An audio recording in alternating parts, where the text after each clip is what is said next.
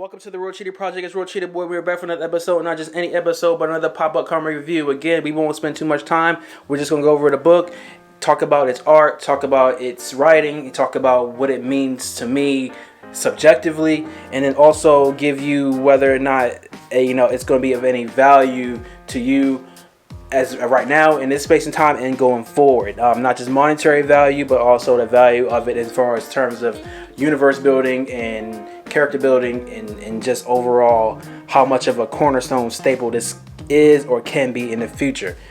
Kobe the Baby Dragon over here to your left is my new assistant, and he will be giving the ratings on books going forward. As you can tell, he's already really excited about this book. So with no more time wasted, we're going to get right into it.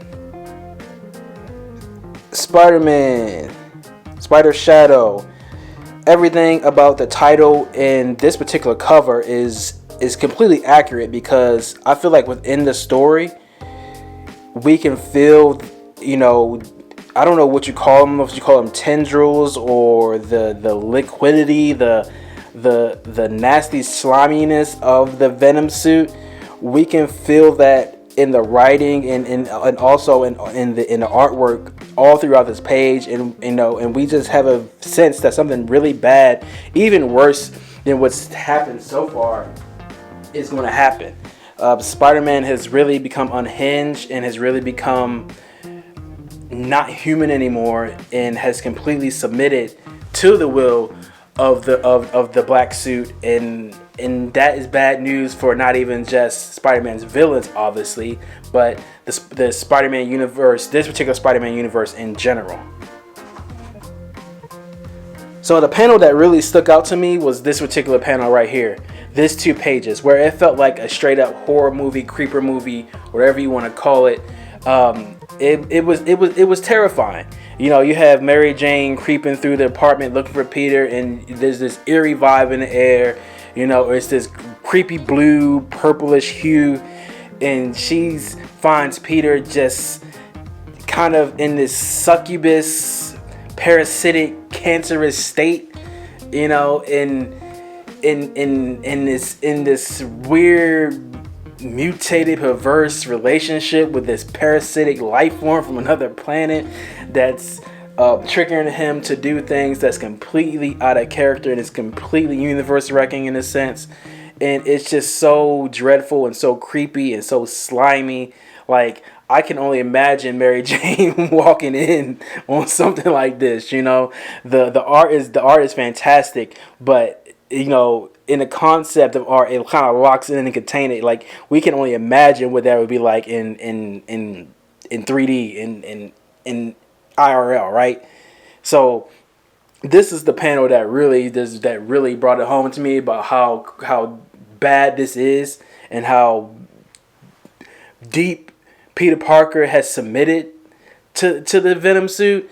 Now, I don't know why it seems to be having more of an effect on him than it did Eddie Brock for a certain instance. Eddie Brock seems to have had initially, even off bat, more control. Maybe because Peter Parker got it fresh. Eddie Brock got it secondhand. So maybe this is what would be if Peter Parker didn't have for some reason there was a trigger that he didn't have the will to fight off the suit. Maybe this is what we get.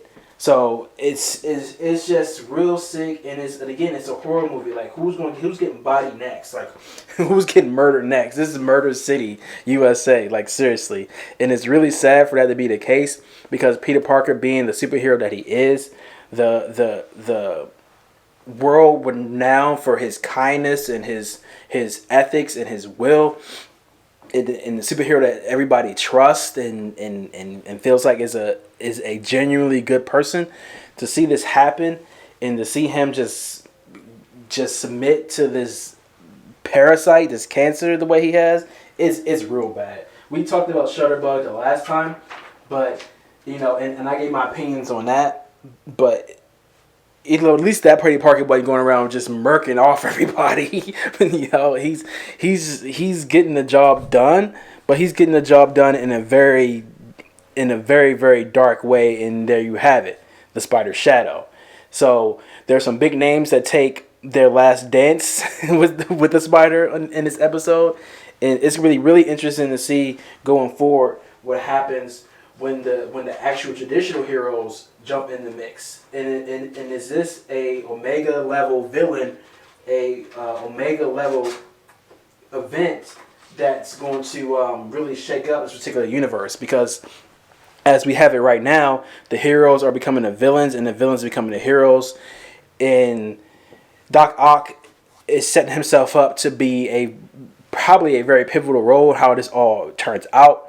So, and I forget how many issues we have going into this and how many issues we have left. I think it's 5, so I think we have like 3 issues left maybe. Correct me if I'm wrong. But if anybody can figure it out, it's Doc Ock, but I don't know what he's going to get out the deal, and I don't know, if this world can ever be repaired. So, and that's what happens when you take the greatest Marvel superhero, in my opinion, and flip them.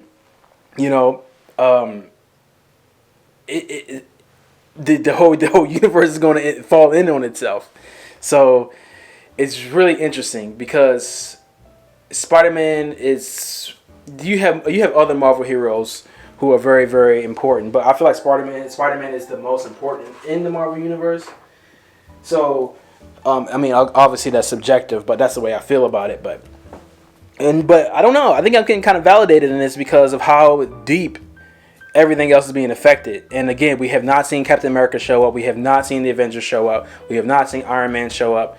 We have not seen Daredevil or the X-Men show up and be like, "Yo, what's the deal? Like, you need to chill, bro. Like, we need to take you in. We need to talk." And then he just flips all the way out. We ain't seen that yet. And maybe we're going to get that in the next few episodes. Or the next few issues, sorry. So, that is Spider-Man, Spider Shadow. An amazing read for reasons that you might not initially seek out a comic book. I'm not really into the creeper, terror, horror kind of deal, but that's what we got out of this, and it being Spider-Man as the deliverer of that is very, very interesting.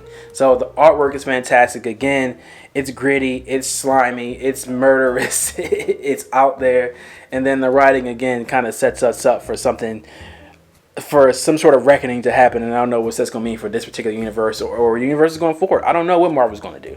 So that being the case, it's a good pickup to have. I don't know as far as monetary is concerned what's it going to do, but as far as a cornerstone to have in your collection for the meantime, I don't see it hurting anything. So Kobe the baby dragon gives it 2 thumbs up, and I agree with that.